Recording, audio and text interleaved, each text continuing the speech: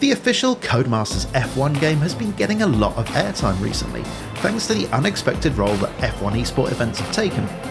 And since the motorsport press haven't really had a lot to write about recently, there's been no shortage of public scrutiny placed on the game and the series. Thankfully, there are 20 of the world's fastest drivers ready to weigh in on the subject, and some of them aren't really fans of the official F1 game. So then, if F1 2019 isn't the best F1 racing sim, what is?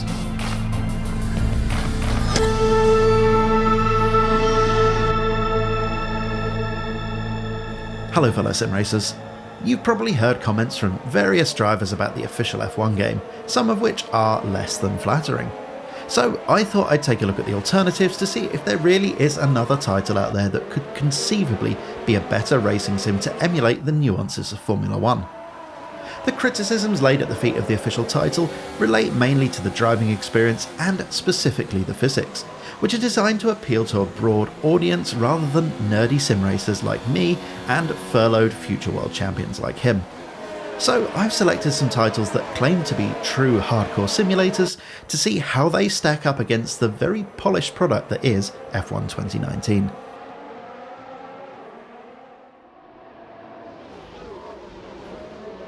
I've spent more hours in Assetto Corsa than any other racing sim, and there's good reason for that, the diversity of content that's available.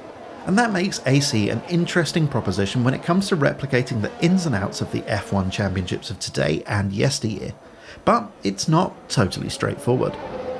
Starting with the good, Assetto Corsa has by far the best selection of F1 machinery of any racing sim, thanks to the vibrant modding scene.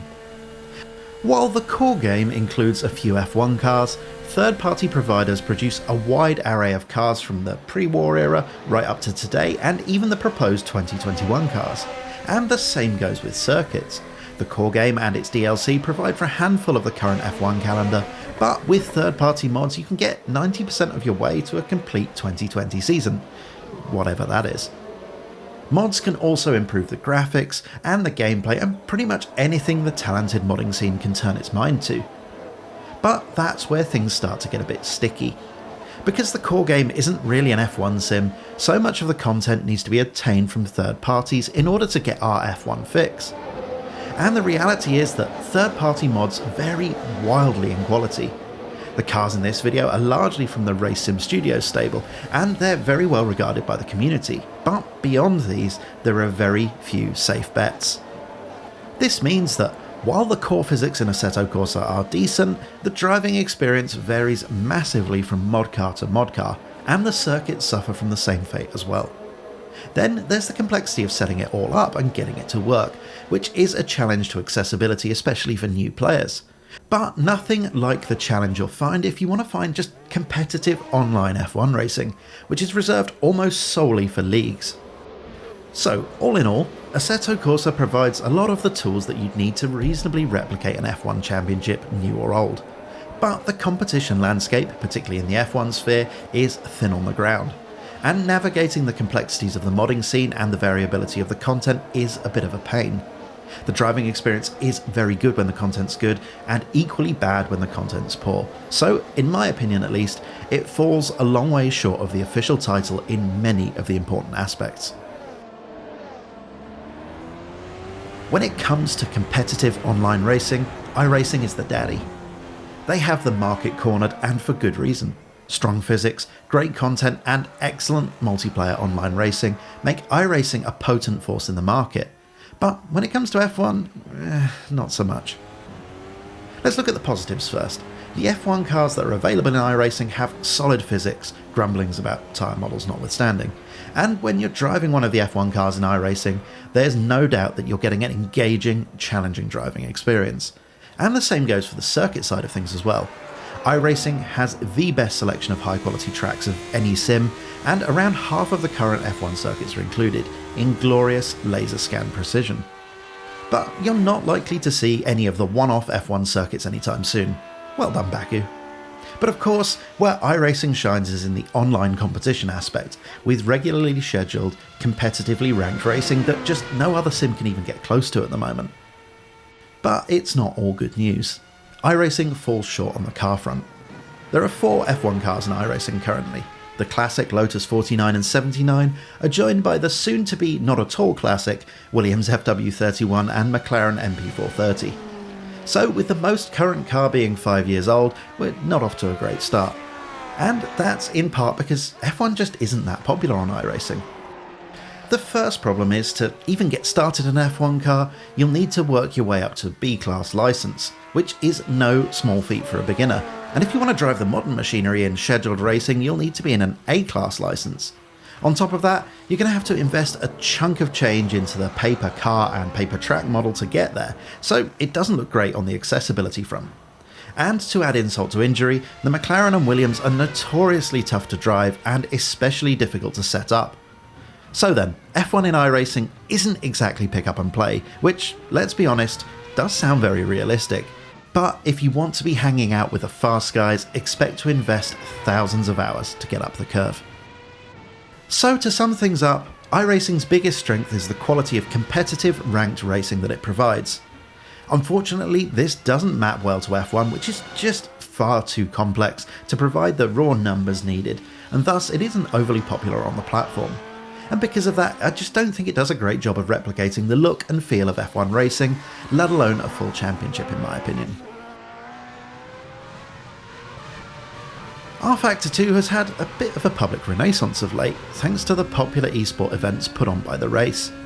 It's enjoyed a long-held reputation for being about as good as it gets from a physics perspective, and with the complexities of modern F1, that's definitely something that counts. Except that RF2 has the same issues that Assetto Corsa has when it comes to replicating the modern F1 environment. Official F1 content is extremely limited, though very well put together it must be said. The most recent car is the ISI Formula 2012 car, which is very well regarded, as are the 3 McLarens that Studio 397 released last year. But beyond that, we have to rely on mods again. And the RF2 modding scene is significantly less vibrant than Assetto Corsa, which makes getting hold of quality content even more of a challenge. The same goes for online racing, in which pick up and play F1 races are entirely non-existent. As I mentioned earlier, and I'm at the risk of repeating myself here because just so much of what I'm saying is also applicable to AC. So let's just leave it with this. rFactor 2 has an incredible driving experience, but it just doesn't have the tools to be considered an F1 sim. Sector 3's free-to-play RaceRoom is definitely the odd one out here in terms of business model, and most people don't really think of it as much of a single-seater sim either, thanks to its incredible variety of quality tin-top content. In fact, if you're into touring cars, it's the place to be. When it comes to F1 content, you're limited to 2 choices: the Formula RaceRoom X17, which is a generic, modern 2017-ish F1 car, and the glorious early 90s Formula RaceRoom 90 cars, which come in V8, V10 and V12 flavours. These aren't included in the free portion of the game and cost £2 or £3 each. The same setup goes for the circuits, which honestly don't really cover a lot of the current F1 scene. So we're really not off to an amazing start. But if the name Jeff Crammond makes you a little bit misty-eyed, and the idea of driving early 90s F1 cars make your trousers just that little bit tighter, then this is the sim for you in my opinion. As for replicating modern F1 scene though, RaceRoom is not the droid you're looking for.